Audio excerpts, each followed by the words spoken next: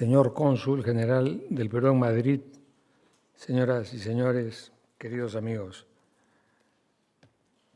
Quiero solo en nombre de la Embajada del Perú en España y del Centro Cultural Inca Garcilaso del Ministerio de Relaciones Exteriores expresar nuestro profundo agradecimiento al Instituto Cervantes por acogernos hoy, una vez más, por cierto, pero en este caso para escuchar un concierto del grupo Ars Antica que integran nuestra querida compatriota Magali Revollar, ayacuchana. Como ustedes saben, Ayacucho es una de las regiones con mayor tradición musical del Perú, el tenor madrileño Diego BLÁZQUEZ y nuestro querido amigo, el arpista y autor responsable de esta magnífica conjunción, él es Manuel Vilas, que viene de Santiago de Compostela.